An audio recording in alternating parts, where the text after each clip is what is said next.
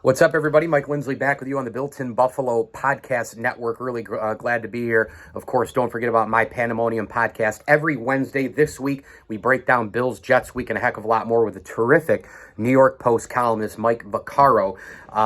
In the meantime, the Bills, they were pretty active at the trade deadline. You kind of were waiting for a while to see if Brandon Beane would pull a couple of triggers, and he did do that. Two big-time needs, I think, for the Bills. Dean Marlowe at the safety position. At the time, we weren't sure about Jordan Poyer. It was released later that the elbow was kind of a day-to-day situation. We'll see if he plays on Sunday.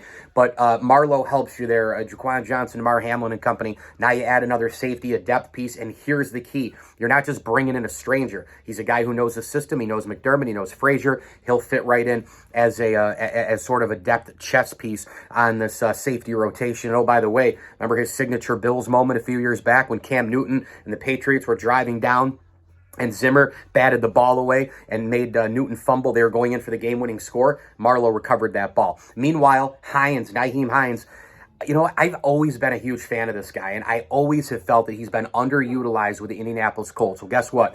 Fresh environment, Super Bowl contender, high-octane offense. This is a perfect spot for him to be in now.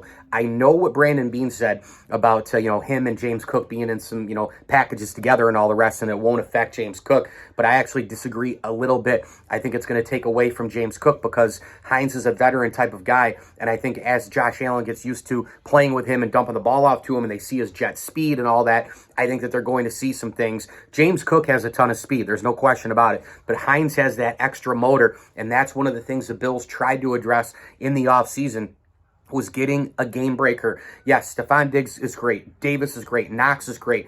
McKenzie is fine. They have a lot of players on this offense, we know, but are any of them burners, right? Like, catch it, and by the time you blink, they're gone. Tyreek Hill comes to mind. Now, not everybody's Tyreek Hill. I get it. He's the most dangerous player in football, but you get my point. They were looking for the game breaker on offense. They were looking for the game wrecker on defense. They did get him and Von Miller. Now you get Hines. Maybe he ends up being that guy, but I think he was underutilized in Indianapolis, especially running the football. He is terrific as a receiving back, and I think he's going to help the Bills immensely.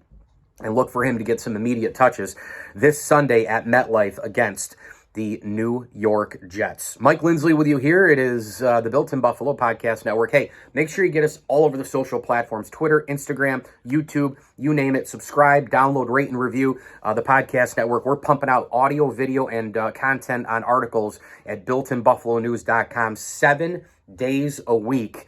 We appreciate your support, Bills Mafia, and as I always tell you, enjoy the games.